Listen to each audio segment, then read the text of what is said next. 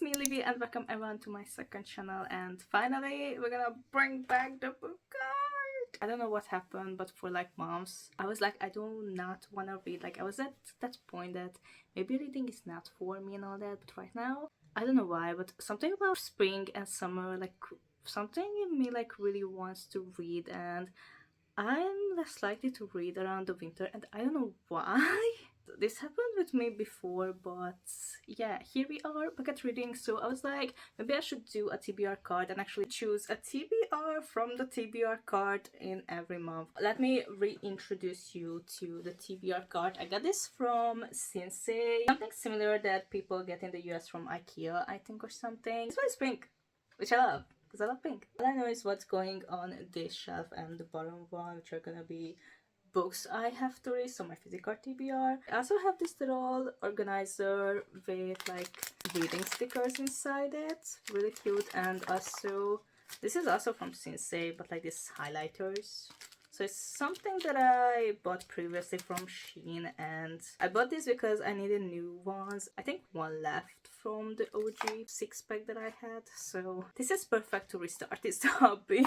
For reading journal, it's been a while. Like, I did 2 reading journals previously, but both of them were like an A5 notebook, and yeah, I really love A5 notebooks. Like, I have a tons of them. Like, I even started using them in college because it's just so, I don't know what about them, but I really love like the A5 notebooks. I was never really drawn to A4 for some reason. Of course I use those kind of notebooks, but just like A5 is just like so perfect for me. I never really use like these small notebooks, but I have some because they look cute and I had to get them. So I thought maybe this can be a perfect reading journal for me, because as you can see, this is tiny, or like an A5 notebook, like that. Like, it's like, maybe it's a basics notebook, I don't know, but it's a little bit smaller, so I can fill out a page with one book on it over here. And because I do not really write too many stuffs about a book, I think this is gonna be perfect. I'm gonna bring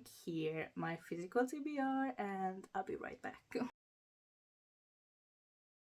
And I also gonna put my creative writing journal over here as well, because it's kind of book related. Like, I'm not writing a book, I'm just writing random stories that in my head sometimes. I just want to put this over here because it's kind of book related. I think this one was the makeup bag, and yeah, this happens when guys make makeup bags. I don't complain because I really love it. It's really perfect for books, but for me this is not really a makeup bag, but whatever.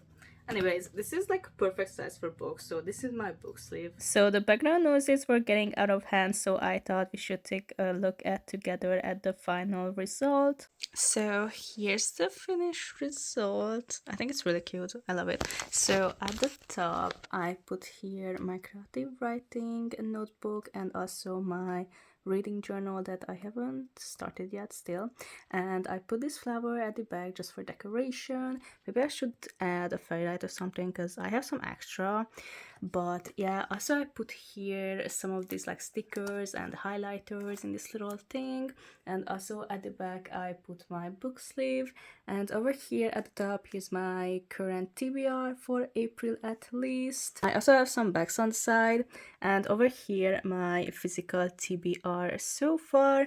And before we go into that, I also put like my Jonas Brothers Happiness Begins like fan box or something. I don't know what this one to be, but yeah, I never know where I should put this, so I just place it over here.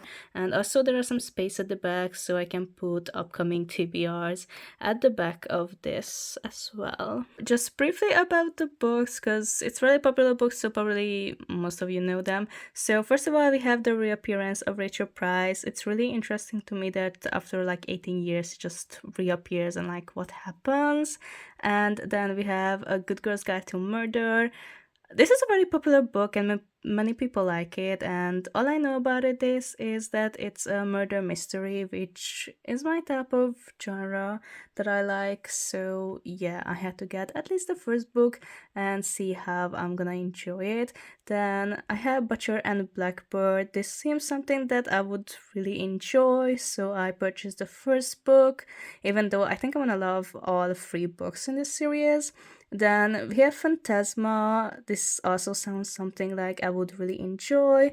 Then the Dead Romantics also, it really reminds me of Julie and the Phantoms because the guy in here is a ghost. Then What Happens After Midnight? I have no clue what this book is about. I just really love the cover, so I had to get it. I saw it, Love Unwritten. I don't know too many things about it. I know some quotes from the book which are really good, and I also love the cover.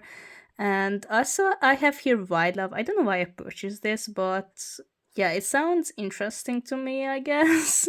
Then we have Truly Madly Deeply. Like, there's a song like goes the same name, and I really love this song, so I don't know. That's the reason why I bought this book. Don't ask.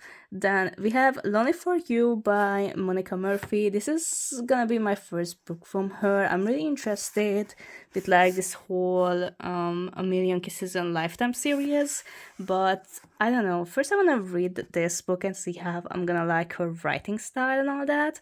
Then we have Just for the Summer by Abby Jimenez. This is a huge book. I don't know why, but I got like a large print edition, so it's like over 500 pages, this edition at least. So yeah, but I definitely want to read this around the summer. And I'm also interested in astrology, so I bought a Scorpio book because I'm a Scorpio. Then down here, my last TBR shelf so far, we have The American Roommate Experience. I read the first book in the series. I wasn't a fan, like I give it like maybe 3 stars or something like that. So I'm kind of afraid of this, but this was the book that I originally wanted to read because, yeah, I did not know you can read these two separately. So I started with the first book and I not really like that. So I'm hoping it's gonna be better. Then I also have A Daydream by Hannah Grace. Of course, I'm reading the second book right now, so that's why it's here.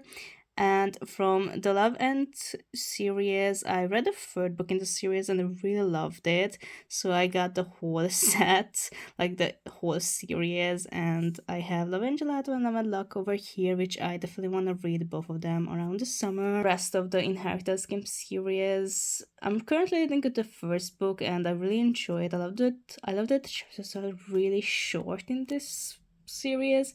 So yeah, I have What If Love Is the Point by Carlos and Alexa Penavega. I should read this before I go to the concert. But yeah, I already read a second book in the series. Then probably the only, well, Monster is kind of counts as fantasy, but probably the only fantasy so far is The Midnight Library. I really love that the girl goes back and she writes her own stories and see the different endings in each time.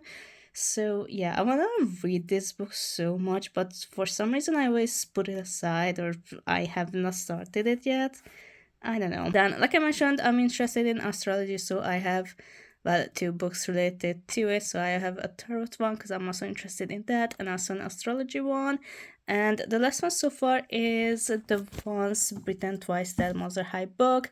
I'm kind of scared of this book, to be honest, because it has like a reimagination of the original G1 story, and that's kind of scary to me. That's why this book is still on my TBR. But that's all for today. Thank you guys so much for watching. Don't forget to subscribe, and hopefully I will see you all in my next video. I love you all. Peace.